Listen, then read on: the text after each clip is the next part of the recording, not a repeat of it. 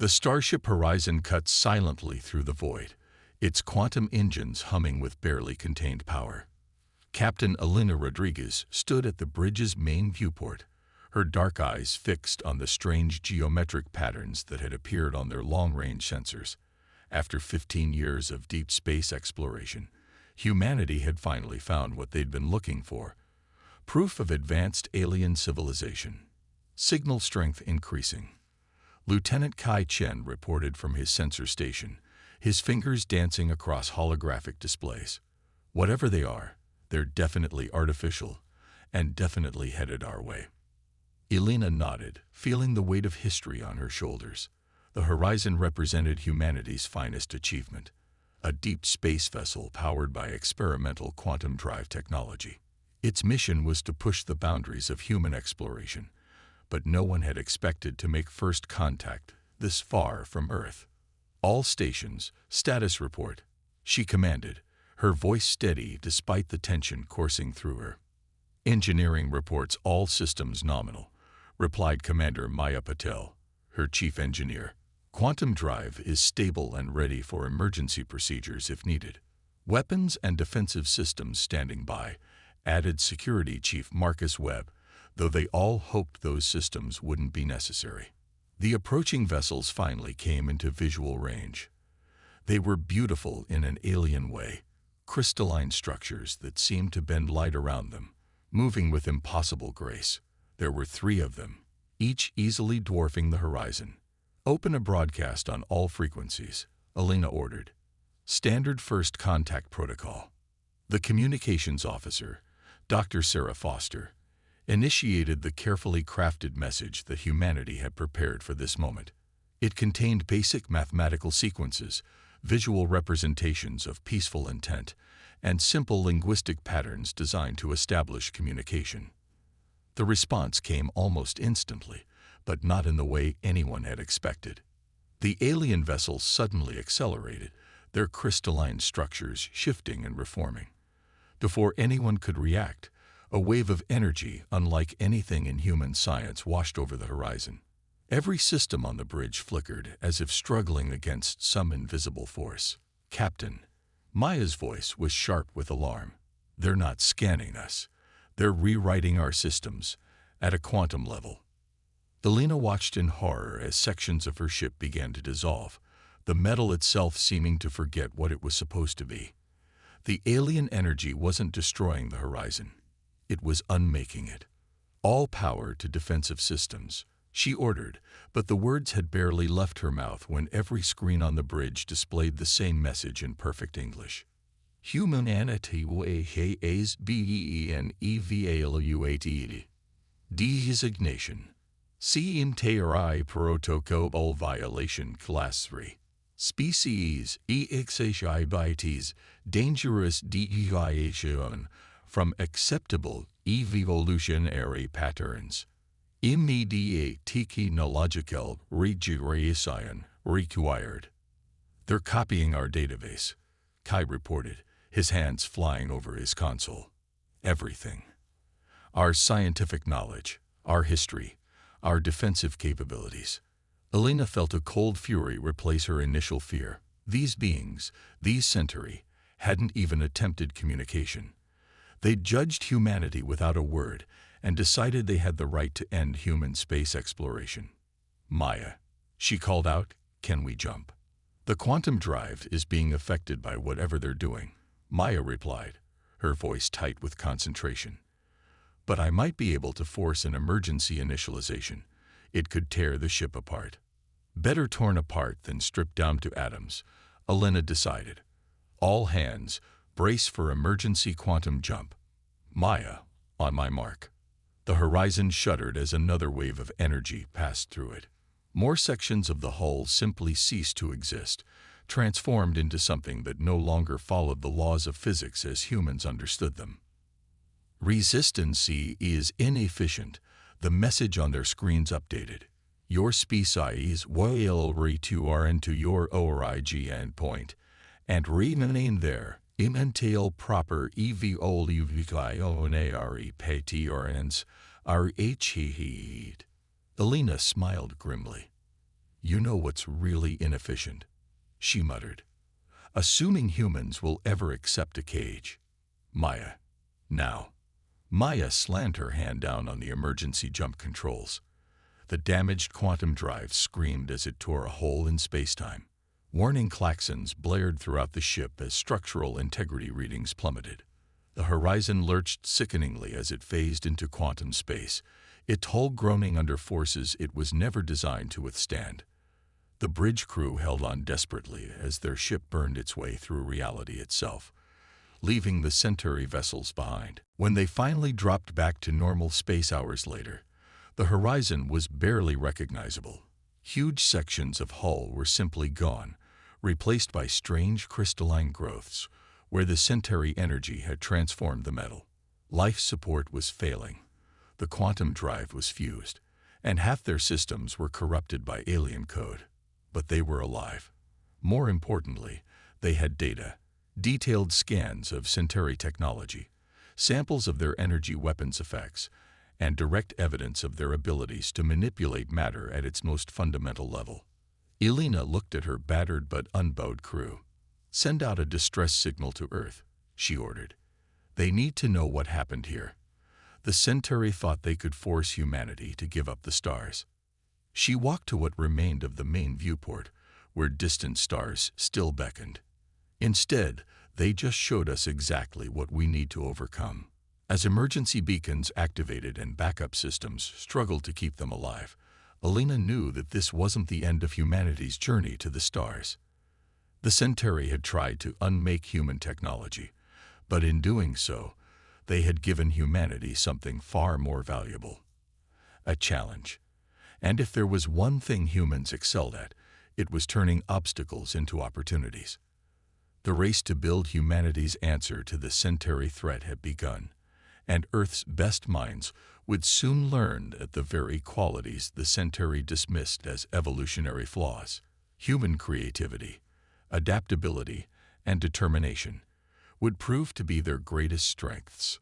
3 months after the Horizon incident, the Armstrong Lunar Research Complex had transformed from a quiet scientific outpost into humanity's most advanced engineering facility. Dr. Sarah Chen stood before a holographic display, studying the strange crystalline structures that had grown from the horizon's hull. Dark circles under her eyes betrayed countless sleepless nights, but there was an intense fire in her gaze. "Play it again," she commanded, and the simulation recreated the moment when Centauri energy had rewritten the ship's quantum-grade steel into something else entirely. She'd watched this sequence thousands of times, but this time, something clicked. "Computer, freeze simulation at T-3 seconds," she said, leaning forward. "Enhance quantum field visualization." The hologram zoomed in, showing the dance of subatomic particles as they responded to the Centauri weapon. But there was something else there, something she'd missed before. A pattern in the chaos, like ripples in a pond. "Dr. Chen." A voice called from the doorway. She turned to see Commander David Torres, the military liaison for Project Phoenix, standing there with his characteristic look of barely contained energy. "Commander, I think I found something," she said, gesturing him over. "Look at the quantum field response. The Centauri weapon doesn't just rewrite matter. It imposes order on quantum uncertainty. They're literally forcing reality to behave the way they think it should." Torres frowned. "And that's important because—" Sarah smiled, the kind of smile that had preceded some of humanity's greatest breakthroughs. "Because they're doing it the hard way. They're using brute force to suppress quantum uncertainty. But what if we could work with it instead? What if human consciousness itself is actually better at handling quantum interactions than their technology?" She pulled up another hologram, this one showing brainwave patterns from the Horizon's crew during the attack. "Look at this." When the crew was under threat, their neural patterns synchronized in a way that actually stabilized the ship's quantum field. They did it unconsciously, but they did it. Torres's eyes widened as he understood the implications. "You're saying we could use human consciousness as a component of our defense systems? Is that even possible?" "The Centauri wouldn't think so," Sarah replied, her fingers flying over the controls as she pulled up more data. They see consciousness as noise in the system, chaos that needs to be controlled. But what if that chaos is exactly what we need? The next few weeks saw the Armstrong complex transform again, as Sarah's theory was put to the test. They started small, using volunteer crews to interact with quantum field generators. The results were beyond anything they'd expected. It's not just working, Sarah explained to a room full of military and scientific leaders. It's working better than we thought possible. Human consciousness doesn't just interact with quantum fields, it shapes them in ways the Centauri probably can't imagine. She demonstrated with a small cube of quantum-processed metal, similar to what the Centauri had created from the Horizon's hull. As the test subject focused on it, the cube shifted and flowed like liquid mercury, responding not to physical controls but to thought and intention. The Centauri use technology to impose order on the quantum realm, she continued. We can use our minds to guide it naturally. It's the difference between damming a river and learning to swim with its current. But success brought its own problems. Strange accidents began plaguing the project. Equipment failures, power surges, corrupted data.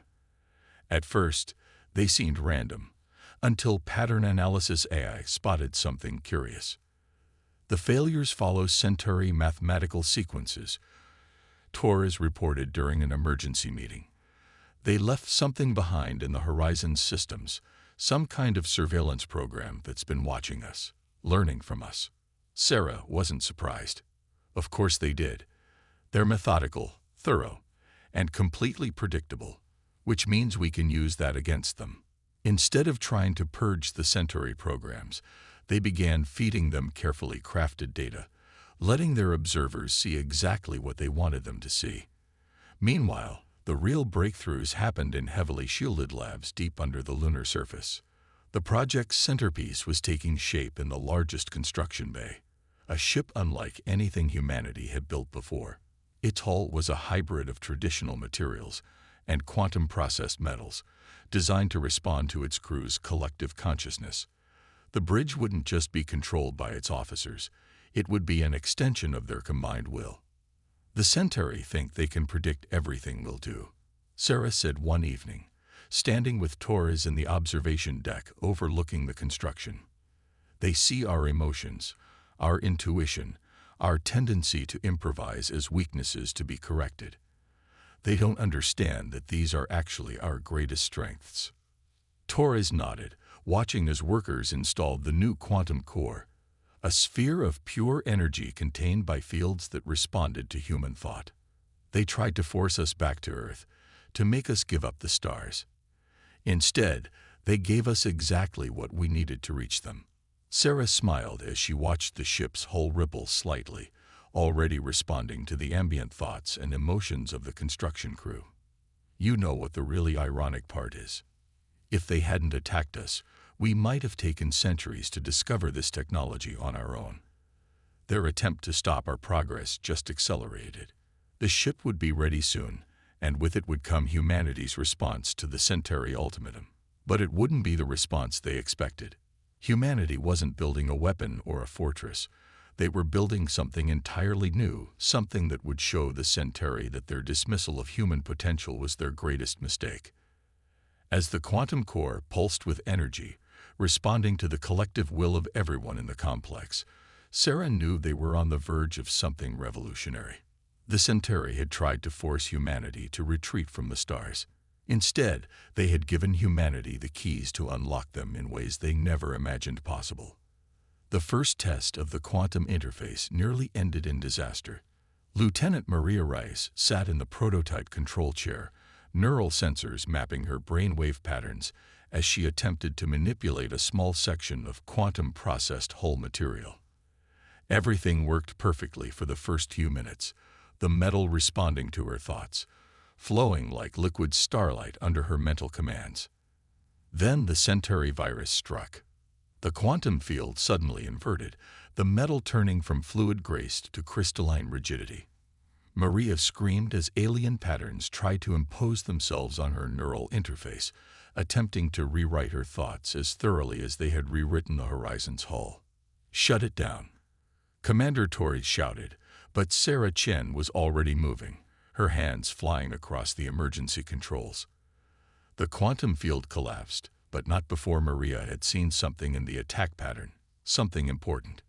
"Wait," she gasped, still shaking but pushing herself upright. "I felt something. The Centauri program. It's not just trying to stop us. It's trying to understand us. And it's frustrated." Sarah's eyes lit up with understanding. "Of course it is. It's programmed to impose order, to make things follow Centauri logic. But human consciousness doesn't work that way. We're too unpredictable." That discovery changed everything. Instead of fighting against the Centauri interference, they began incorporating it into their designs. Each attack became a lesson. Each attempted sabotage revealed new possibilities. The ship grew in the massive lunar construction bay. Its hull no longer simply a barrier against space, but a living interface between human thought and quantum reality. They named it the Phoenix, not just for humanity's rise from the ashes of defeat, but for its ability to be reborn moment by moment, thought by thought. "The outer layer is now complete," Chief Engineer Jason Park reported during one project review. He gestured to the holographic display showing the Phoenix's skin, composed of billions of quantum-responsive cells. Each section can reconfigure itself based on the crew's collective intent. Shields, sensors, propulsion. The line between systems is basically meaningless now. The ship becomes what we need it to be. But with each breakthrough came new challenges. The Centauri surveillance programs grew more sophisticated, launching increasingly complex attacks. Equipment would malfunction in ways that seemed designed to cause maximum psychological impact. Critical systems would fail at precisely the worst moments, as if the enemy was learning not just their technology, but their emotional patterns. During one particularly vicious attack, the quantum core began to destabilize, threatening to tear apart the fabric of space-time itself. Sarah watched the emergency unfold from the control center, her mind racing as she saw the Centauri code spreading through their systems like a crystal virus. Then she noticed something odd. The attack wasn't just following Centauri mathematical patterns, it was following human ones too. The virus had evolved, learning from its interactions with human consciousness. "Don't fight it," she suddenly commanded, her voice cutting through the chaos of the emergency response. "Everyone, stop trying to shut it down. Instead, think about what you want it to become." The technicians exchanged uncertain looks, but years of working with quantum consciousness interfaces had taught them to trust such intuitive leaps. One by one, they focused their thoughts on the quantum field, not trying to control it but to guide it, to show it new possibilities. The effect was immediate and stunning. The crystalline patterns of the Centauri code began to shift, to flow, to dance with human consciousness rather than against it. The quantum core stabilized, but it was different now, stronger, more responsive, more alive. "They don't understand what they've given us," Sarah said later, reviewing the data with Torres. "Every attack, every attempt to stop us, just makes us stronger. We're not just building the ship anymore. We're evolving with it." Torres nodded, watching through the observation window as the Phoenix's hull rippled with colors that shouldn't exist in normal space. The Centauri think in straight lines, in perfect patterns. They see the universe as something to be ordered, controlled. But we've learned to surf the quantum waves, to dance with uncertainty itself. The project entered its final phase.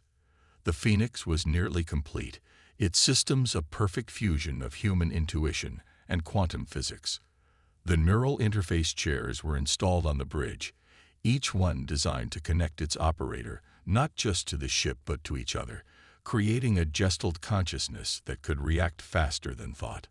"Look at this," Maria said during one of the final tests, pointing to a display showing the quantum field patterns.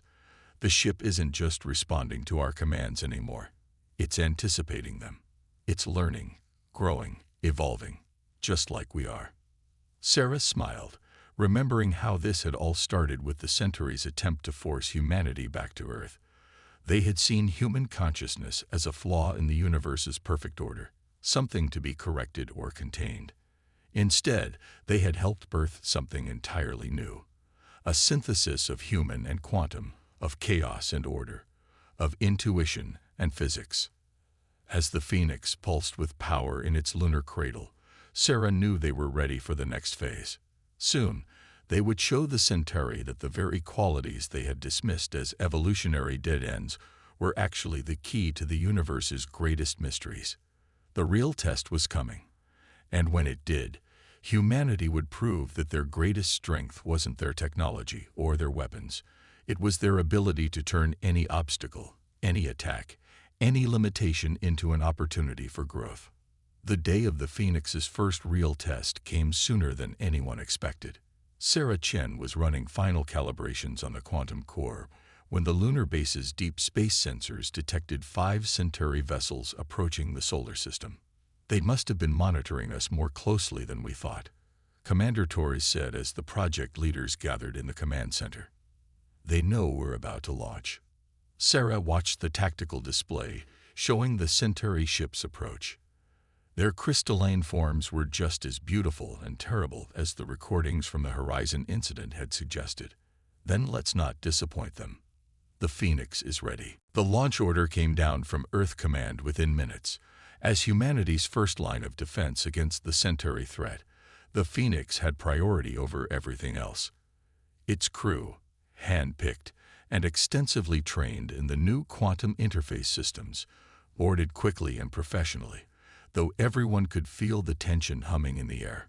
Captain Elena Rodriguez, the survivor from the Horizon incident, took her place in the command chair. Sarah and Torres had fought hard to have her assigned as the Phoenix's commander, knowing that her experience with the Centauri would be invaluable. All stations, report, Elena commanded as the crew connected to their neural interfaces. The sensation was unlike anything in human experience. Each officer became aware not just of their own station, but of the entire ship, feeling it as an extension of their combined consciousness. Engineering linked and stable, reported Chief Engineer Park, his mind meshing with the quantum core. Tactical systems online, Lieutenant Rice added, her thoughts dancing through the weapon systems that were and weren't there, ready to become whatever they needed to be. Science and sensors integrated, Dr. Chen confirmed from her own station, feeling the quantum fields rippling around them like an ocean of possibility. The Phoenix rose from its lunar cradle, its hull shifting colors as it adjusted to the crew's collective consciousness. They had trained for this moment for months, but now it was real. Humanity's answer to the Centauri threat was about to face its trial by fire. The Centauri ships detected them almost immediately. Just as before, they transmitted their message in perfect English. ANOMALUS vessel DTCTE. Unauthorized technological advancement. Prepare for immediate regression. Elena smiled grimly. Not this time, she whispered. Then louder. All stations, Combat Protocol Alpha. Show them what we've learned. The Centauri attacked with the same energy weapons that had unmade the Horizon. But this time, when their quantum-disrupting beams struck the Phoenix's hull, something very different happened. Instead of trying to resist the attack, the ship's quantum field adapted to it, absorbed it, learned from it. They're attempting to rewrite our hull structure, Sarah reported, her consciousness swimming through rivers of quantum data, just like we predicted. Lieutenant Rice, now. Maria reached out with her mind through the tactical systems, taking the energy of the Centauri attack and reflecting it back at them, modified by human consciousness in ways their rigid logic couldn't anticipate. One of the Centauri ships staggered, its perfect crystalline form distorting as its own weapon was turned against it.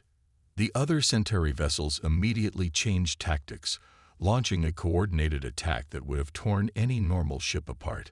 But the Phoenix was far from normal. The crew's merged consciousness guided it through impossible maneuvers, the ship's form flowing like liquid metal to dodge some attacks while absorbing others. They're trying to inject their control programs into our systems, Park announced as alien code hammered at their defenses. But it's not working like before. Our quantum field is too human for them to predict. He was right. The Centauri programs, designed to impose perfect order on chaos, couldn't cope with the organic, intuitive way the Phoenix's systems operated. Every attempt to control the ship just made it stronger, more adaptive. Elena felt the ship's potential humming through her neural link. Time to show them something new. All stations, initiate Protocol Omega. The Phoenix's quantum field suddenly expanded, engulfing the nearest Centauri vessel. For a moment, two fundamentally different approaches to reality clashed. The Centauri's rigid perfection against humanity's embrace of chaos and possibility. The result was spectacular. The Centauri ship's crystalline structure began to shift and flow, its own quantum field resonating with human consciousness in ways its makers had never intended. Systems designed to impose order began to learn, to adapt, to evolve. Their quantum field is destabilizing, Sarah reported, watching in fascination as the laws of physics themselves seemed to bend around them. They can't maintain their form against this level of uncertainty. The remaining Centauri ships retreated, their perfect formation breaking for the first time as they faced something their logic couldn't process, a human vessel that didn't just resist their technology but transformed it. As the enemy vessels vanished into quantum space, Elena stood from her command chair, the neural link humming with the collective triumph of her crew. "Send a message to Earth Command," she ordered. "The Phoenix is combat-proven. And send another message, on all frequencies, to our Centauri friends." She dictated the message herself, knowing they would receive it. "Your evaluation of humanity was flawed. You saw our emotions as weakness, our adaptability as chaos, our individuality as inefficiency. You tried to force us to follow your path of evolution. Instead, you showed us a new one. We don't need to impose order on the universe. We've learned to dance with it." The Phoenix hung in space, its hull rippling with colors that defied description, a testament to what humanity could achieve when pushed to its limits. They had taken the Centauri's greatest weapon, their ability to rewrite reality itself, and turned it into something new, something uniquely human. "They'll be back," Torres said quietly, "and they'll be ready for us this time."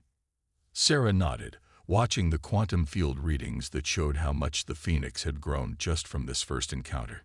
"Yes," she agreed, "but so will we. And we'll have something they never will. The ability to imagine what we can become." News of the Phoenix's victory spread across Earth like wildfire.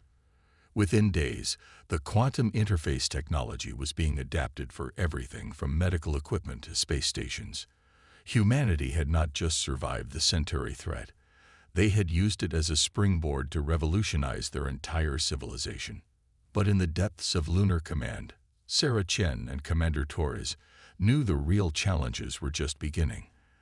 They stood in the observation dome, watching as construction began on two more Phoenix-class vessels. "The Centauri are reorganizing," Torres said, studying a holographic display of deep space sensor data. "Our victory shocked them, but they're methodical. They'll analyze every aspect of what happened and try to develop countermeasures." Sarah smiled, watching the quantum fields rippling around the ships under construction. "Let them try. They still don't understand what they're really fighting against." She pulled up another hologram, this one showing the Phoenix's quantum field during the battle. "Look at this pattern here." When the crew's consciousness merged with the ship's systems, they didn't just control it. They evolved with it. Every second of that battle, both the ship and its crew were growing, changing, becoming something new. The implications were staggering. The Phoenix wasn't just a ship. It was a prototype for a new kind of human evolution, one that merged consciousness with quantum reality itself. And it had all started because the Centauri tried to force humanity to stop exploring. 3 months after the first battle, the Centauri returned in force. This time, they'd brought 20 ships, their crystalline forms arranged in a perfect geometric formation that would have struck fear into humanity just a year ago. But humanity was ready. The Phoenix led a fleet of 3 quantum consciousness vessels, each crewed by humans who had learned to surf the waves of possibility itself. Captain Rodriguez stood on her bridge, feeling the familiar merge of minds as her crew connected with their ship. "They're broadcasting," Lieutenant Rice reported, a touch of amusement in her voice. The message appeared on their quantum-enhanced displays. "Evio lutionary divergncdtt. Protocol violation SAVERT UPGRET. Prepare of our species YDT or ESET." "They still think in terms of protocols and resets," Alina said, sharing a knowing look with her crew. "Show them our response." The 3 human ships moved in perfect asymmetry, their quantum fields interacting in ways that defied the very mathematics the Centauri used to define reality. When the alien vessels fired their energy weapons, the human ships didn't just absorb the attacks. They transformed them, turning rigid patterns of destruction into waves of creative possibility. "They're trying to coordinate their quantum fields," Sarah reported from her science station, watching the Centauri attempt to match the humans' capabilities. "But they can't replicate our results. Their programming won't let them embrace uncertainty the way we do." The battle that followed would be studied for generations. The Centauri brought their full technological might to bear, attempting to impose their version of order on the human vessels. But every attack only made the human ships stronger, more adaptive, more alive. The Phoenix led the dance, its quantum field resonating with its sister ships in harmonies that shouldn't have been possible. The crew's merged consciousness guided them through maneuvers that looked more like art than warfare, their very movements rewriting the laws of physics locally.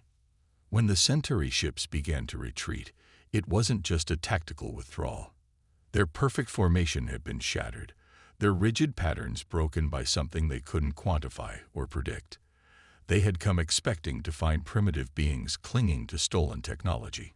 Instead, they found humans who had taken that technology and transformed it into something beyond even the Centauri's understanding. In the aftermath of the battle, as the human ships hung triumphant in space, Alina broadcasted one final message to the retreating Centauri. "You tried to force us back to Earth because you feared what we might become. You saw our emotions as flaws, our adaptability as a threat, our creativity as a danger to your perfect order.